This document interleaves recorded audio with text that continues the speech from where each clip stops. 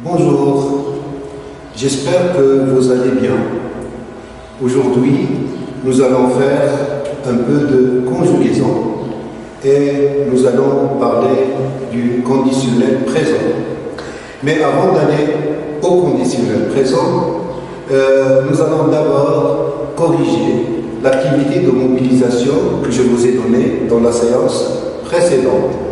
Je vous ai demandé de compléter un raisonnement par une proposition subordonnée de conditions. Les raisonnements, nous nous sommes déjà entraînés sur la production de quelques raisonnements. Si, or, donc. Voilà maintenant la correction de cette activité. Si l'homme utilise avec intelligence les ressources naturelles, il prépare bien l'avenir des générations futures. Or, qui exprime l'opposition, il gaspille ses ressources à tort et à travers. Donc, la conséquence, il prépare mal l'avenir des générations futures. Je vous ai demandé de compléter ce raisonnement par une proposition subordonnée de conditions. Si l'homme utilise avec intelligence les ressources naturelles. C'est ce que vous avez ajouté à ce raisonnement. Il y a d'autres réponses possibles, mais nous allons nous contenter de cette correction. Maintenant, la conjugaison va porter sur le présent du conditionnel. Nous avons des objectifs à réaliser. Le premier, c'est identifier le présent du conditionnel dans les textes. Et le deuxième objectif, c'est distinguer les différentes valeurs du présent du conditionnel. Et nous allons commencer par l'objectif 2. Comme support, nous avons 3 textes. Donc, l'activité numéro 1, distinguer les valeurs du présent du conditionnel. Distinguer, c'est-à-dire faire la différence. Faire la différence entre ces valeurs. Nous allons voir 3 valeurs que vous allez voir affichées dans la diapo suivante. Distinguer les valeurs du présent du conditionnel. Consigne. Dans les 3 paragraphes suivants, nous allons travailler sur 3 paragraphes.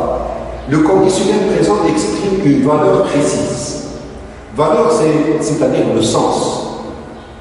Le sens du conditionnel. Dans les 3 paragraphes que nous allons voir, vous allez voir 3 sens, 3 valeurs différentes. Place la valeur qui convient à chaque texte. Place la valeur qui convient à chaque texte. Nous allons faire les textes un par un et nous allons voir maintenant le premier texte. Je rappelle toujours les valeurs. Nous avons l'hypothèse. L'hypothèse, quand le fait est possible, quand le fait est probable, quand le fait peut advenir, peut passer. Action soumise à une condition. Et troisième valeur, c'est le souhait. Le souhait, c'est le rêve. Le texte maintenant, regardez bien, c'est un texte accompagné d'une image. C'est le chardonneret. Un jour, les chardonnerets peupleraient de nouveau nos forêts et nos montagnes. Un jour, ils chanteraient dans nos champs de blé. Je relis. Un jour, les chardonnerets peupleraient de nouveau nos forêts et nos montagnes. Un jour, ils chanteraient dans nos champs de blé. Donc, le conditionnel présent qui existe dans ce texte, il exprime quelle valeur? L'hypothèse, l'action soumise à une condition, ou bien il exprime le souhait, ou bien un souhait. C'est à vous maintenant de lire et en même temps de découvrir cette valeur. La réponse, c'est dans cet espace que vous voyez. Je relis. Un jour, les chardonnerets peupleraient de nouveau nos forêts et nos montagnes. Un jour, ils chanteraient dans nos champs de blé. Nous allons maintenant vers le deuxième texte. C'est toujours les trois valeurs, hypothèse, action soumise à une condition, ou bien le souhait, le rêve. Regardez bien l'image. C'est un oiseau encagé. Il vit dans une cage. Le texte maintenant. Si nous préférions voir les chardonnerets dans les cages plutôt que de les voir libres dans la nature, nous atteindrions à leur droit à la liberté. Atteindrions, c'est un verbe au conditionnel présent, c'est le verbe atteindre, et ça veut dire toucher. Atteindre, c'est toucher. Si, regardez bien la conjonction de condition, si nous préférions voir les chardonnerets dans les cages plutôt que de les voir libres dans la nature, nous atteindrions à leur droit à la liberté. Votre réponse, c'est dans cet espace.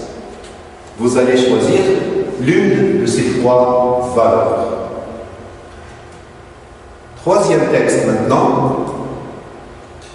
C'est toujours ce chardonneret-là, il est pris dans un filet, dans un piège, il est chassé, et c'est une victime.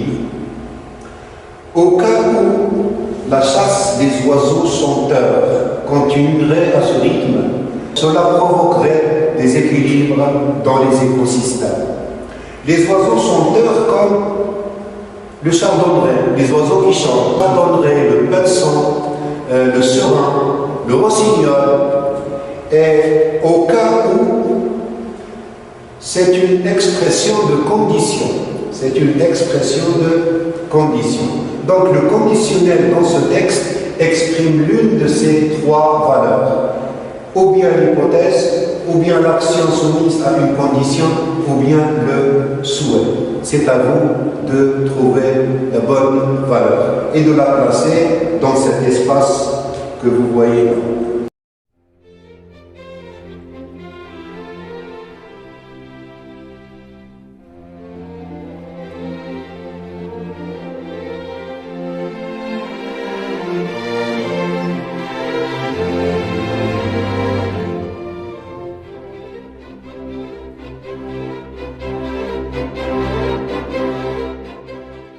Maintenant, nous allons voir la correction de ces activités, bien de cette activité. Nous allons voir les trois textes.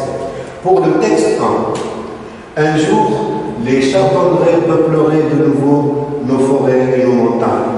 Un jour, ils chanteraient dans nos champs de blé. Regardez bien ici, la valeur c'est le souhait.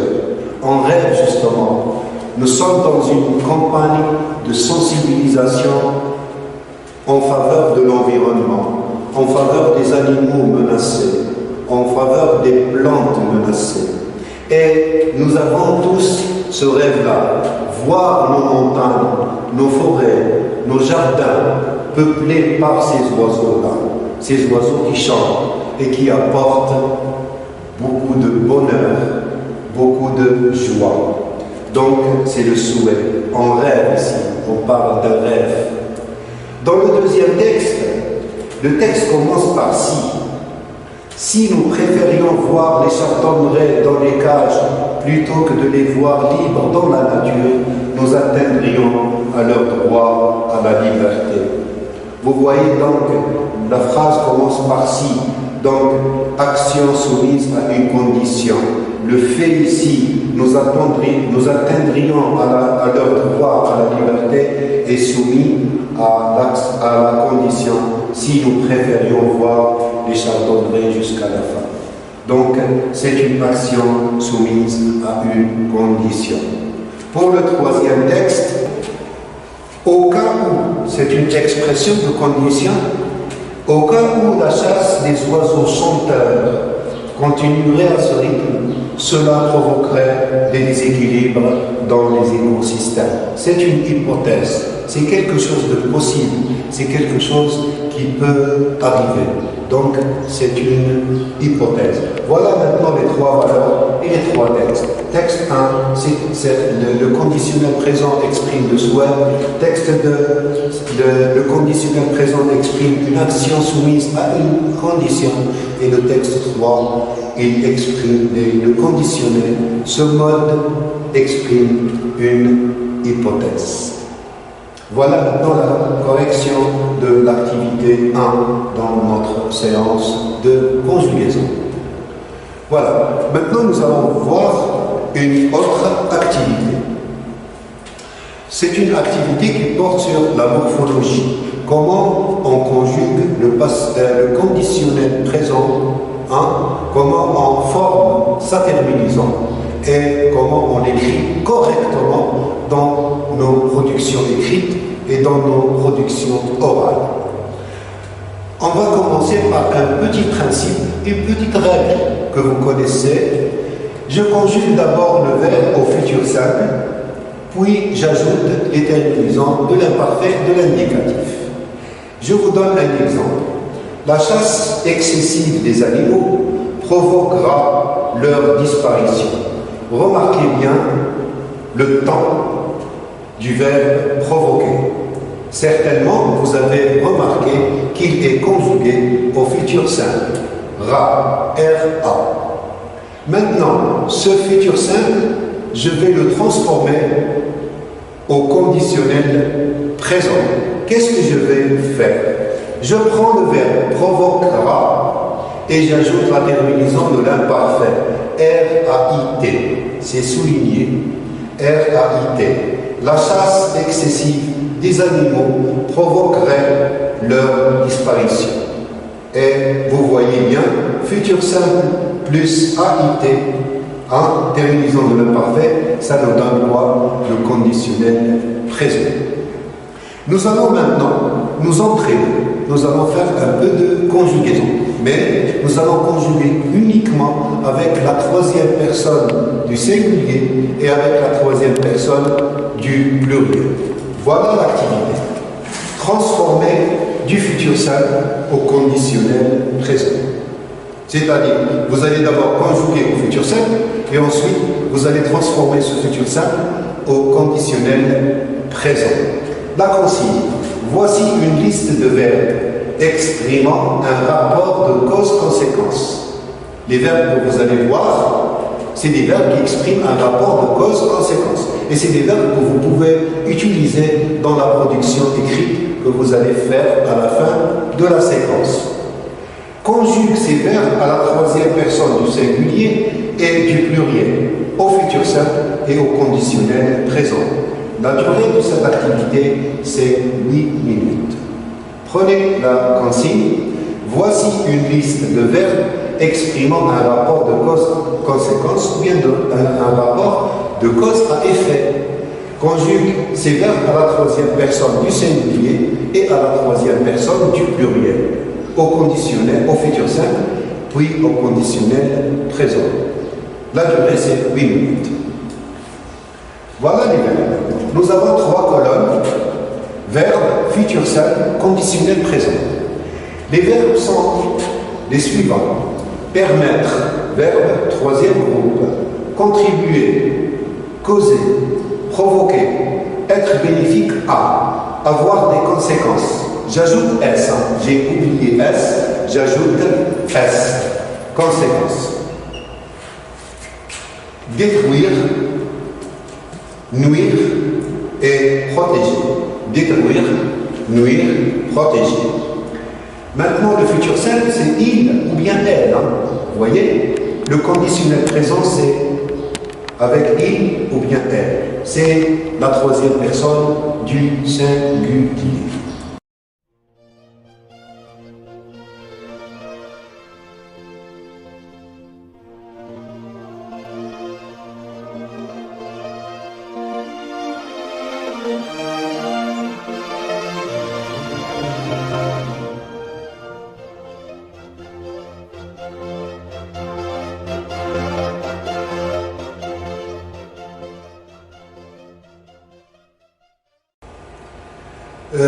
Donc, voilà la correction. Comment vous avez fait pour conjuguer le verbe au conditionnel présent? C'est à la base du futur simple. Regardez bien les verbes: permettra, permettrait, contribuera, contribuerait, causera, causerait, provoquera, provoquerait, sera, saurait, aura, aurait, détruira, détruirait, nuira, nuirait, protégera, protégerait. Donc, le futur simple plus les terminaisons de l'imparfait, et ça nous donne le conditionnel présent. Maintenant, nous allons voir ces verbes-là avec la troisième personne du pluriel. C'est les mêmes verbes, et c'est la troisième personne du pluriel. C'est le même principe, c'est la même règle. Le verbe au futur simple, puis vous ajoutez les terminaisons de l'imparfait.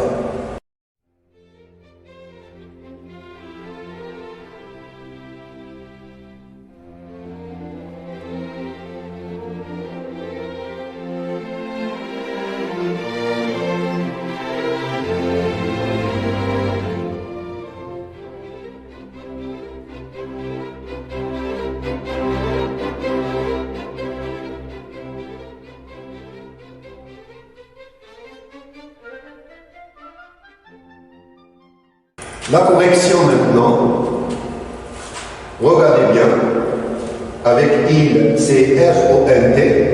Ces terminaisons-là se trouvent dans la conjugaison de tous les verbes au futur simple. Permettront, permettrait, regardez bien, A-I-E-N-T, R-A-I-E-N-T, c'est la terminaison du conditionnel présent. Contribueront, contribuerait, causeront, causeraient, provoqueront, provoqueraient, seront, seraient, auront, auraient, détruiront, détruiraient, nuiront, nuiraient, protégeront, protégeraient. Donc, R-O-N-T, R-A-I-E-N-T, R-O-N-T, R-A-I-E-N-T. Voilà les verbes qui expriment un rapport de cause-conséquence conjugué à la troisième personne du singulier et à la troisième personne du pluriel au futur simple comme temps de base pour former le conditionnel présent.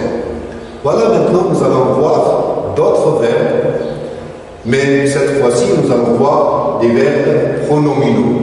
Un verbe pronominal: s'engager, s'impliquer, sensibiliser. Un verbe pronominal, quand il est à l'infinitif, il est toujours employé avec ce. Et ce, c'est un pronom. C'est un pronom personnel. D'accord? C'est un pronom personnel. Maintenant, comment je conjugue un verbe pronominal au conditionnel présent avec toutes les personnes? Je, tu, il, nous, vous, il. Le verbe s'impliquer, c'est un verbe pronominal. Le pronom se, c'est un pronom personnel. Et le verbe sensibiliser, qui n'est pas pronominal.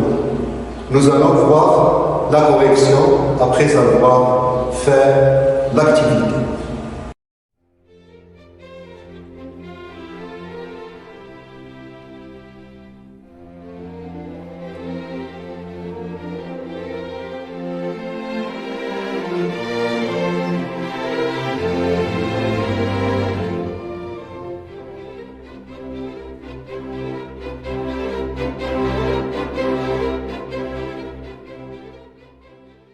On passe maintenant à la correction. Je m'engagerai. Remarquez bien la présence de deux pronoms personnels. Je, me, tu, te, il, bien elle, se, nous, nous, vous, il, se. Je, me, tu, te, il, se, nous, vous, il seul. Ce sont des verbes pronominaux. Et les verbes pronominaux, quand on les conjugue, il y a toujours deux pronoms.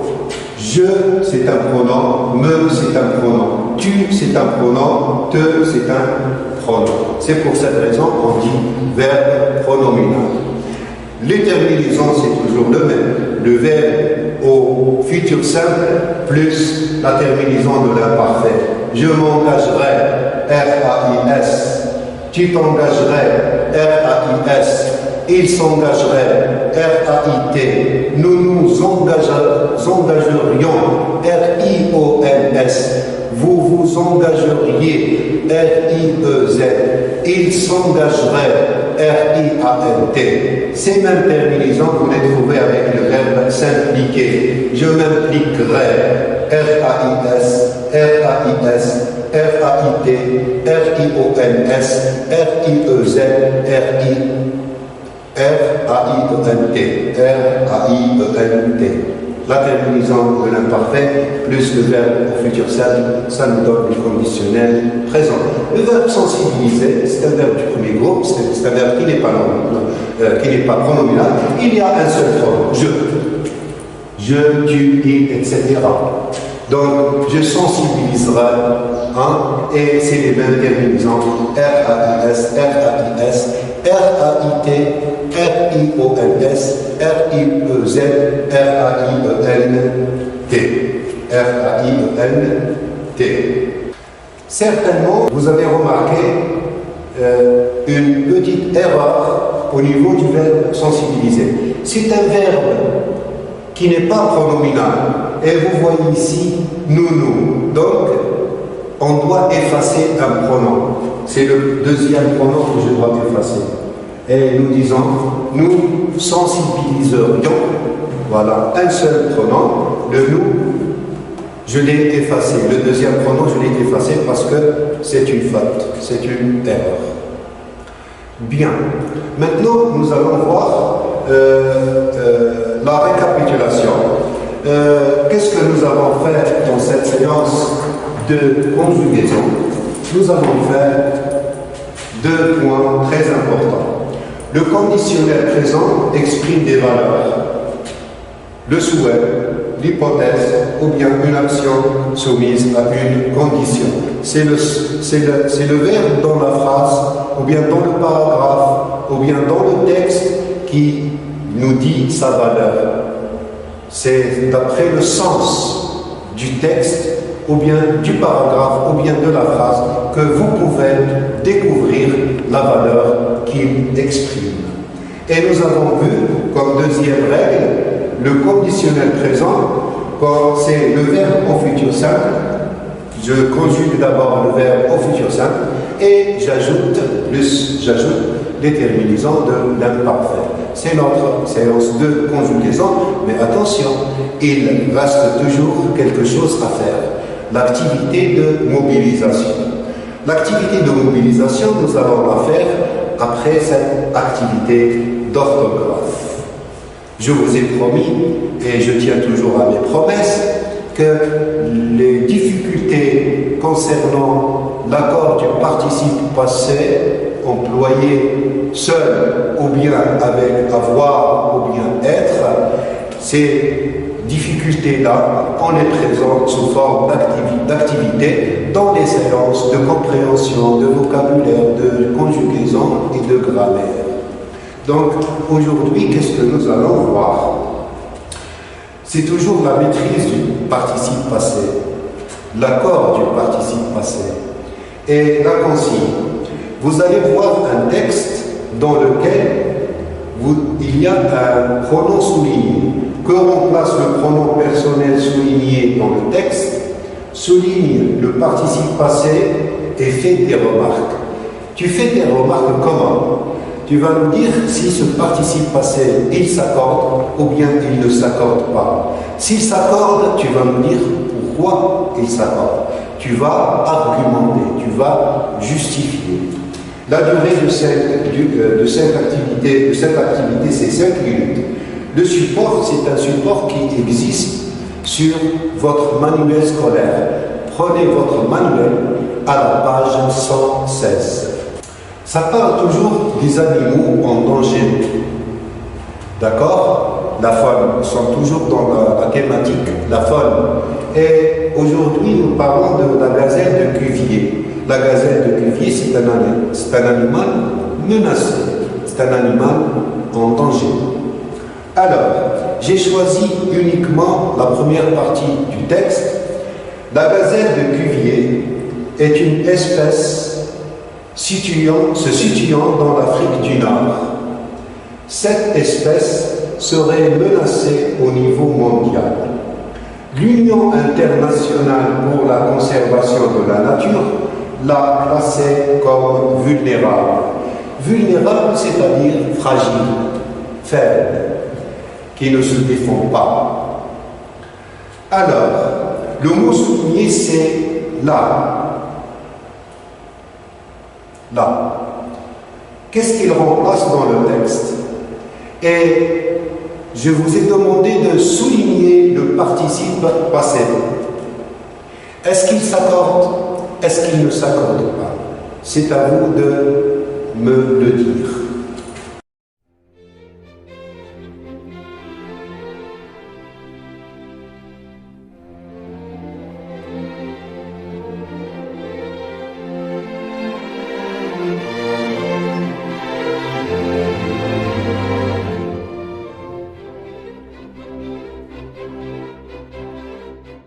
Nous allons voir maintenant que remplace le pronom personnel là, l'apostrophe. La gazelle de Cuvier. Là, remplace la gazelle de Cuvier. Regardez bien. La gazelle de Cuvier, la gazelle de Cuvier. C'est un nom féminin. Le pronom qu'on utilise pour remplacer la gazelle doit être au féminin, là. Vous allez me dire, mais là, c'est L' avec une apostrophe. Pourquoi? C'est simple. Tout simplement parce que là est le verbe à classer. Regardez bien, ces deux voyelles A et A qui se rencontrent. Ici, on fait l'effacement, on efface, on fait l'élision, élision. J'efface le premier A, celui-là, et je le remplace par quoi? Je le remplace par une apostrophe, comme ça. On appelle ça l'élision, l'effacement. Donc, la classé, c'est-à-dire la à classer, la à classer. Donc là, ici, c'est un pronom personnel qui remplace un nom féminin, la gazelle. Maintenant, là aussi, c'est un substitut grammatical. Vous avez fait les substituts grammaticaux. C'est un substitut grammatical qui répète, qui reprend la gazelle de Cuvier, qui est le thème de notre texte. Maintenant, quel participe passé vous avez souligné? Le participe passé que vous avez souligné, c'est classé. Classé, c'est le participe passé que vous avez souligné. D'accord? Classé.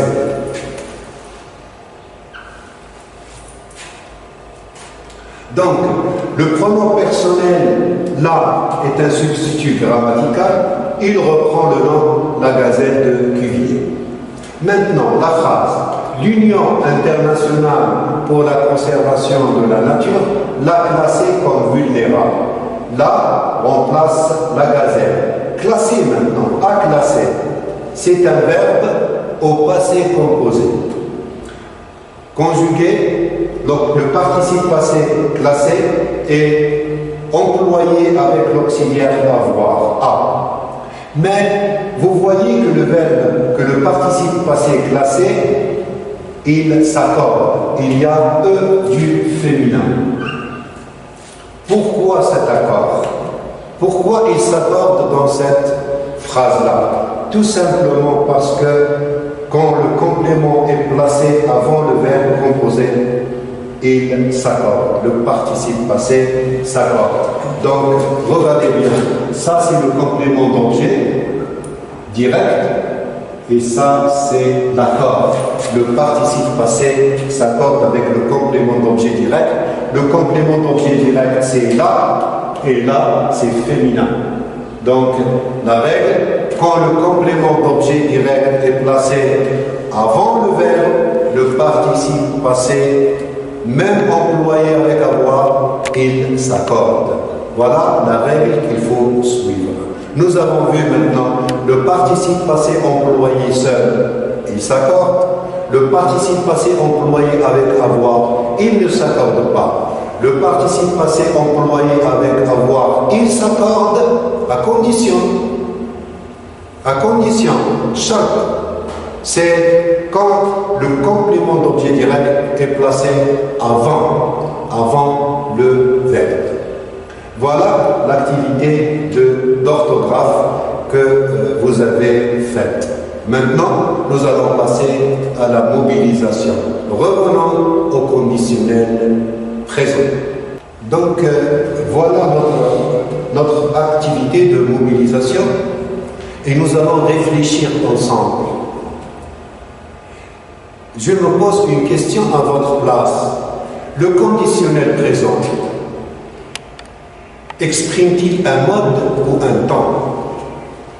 Un mode comme le souhait, le rêve, l'hypothèse, où il exprime un temps. Il sert à situer une action dans le temps. Nous allons voir ça ensemble. L'objectif de cette activité, c'est de distinguer temps et mode. Consigne. Dans la phrase suivante, le verbe souligner exprime-t-il un temps ou un mode?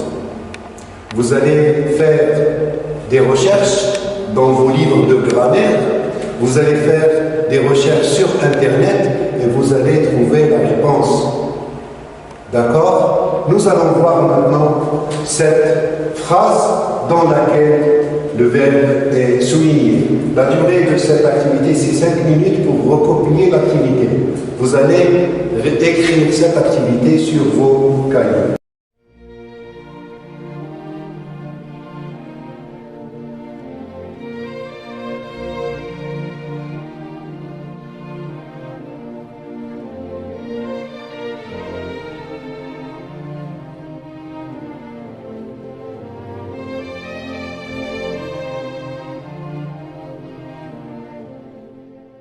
Le support, c'est une phrase. Je reprends la consigne. Dans la phrase suivante, le verbe souligné exprime-t-il un temps ou un mode?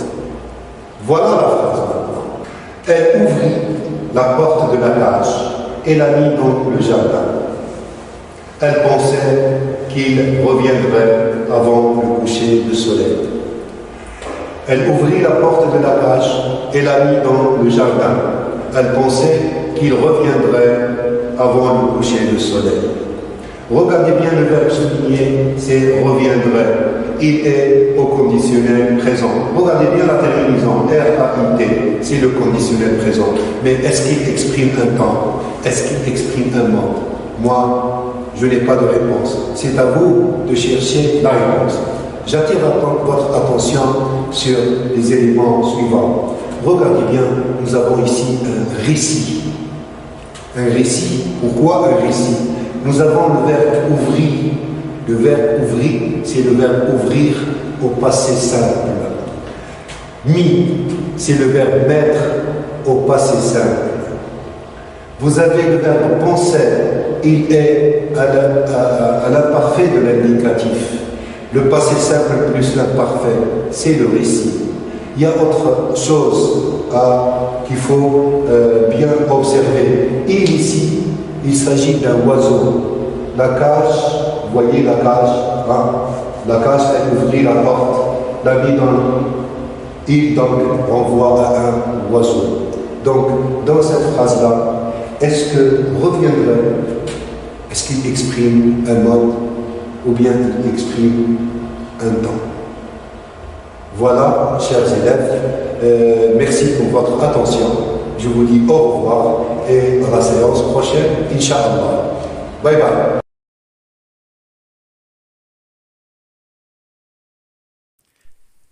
شكرا على المشاهدة. لا تنسوا الاشتراك في القناة، الضغط على الجرس، الإعجاب بالفيديو. شكرا.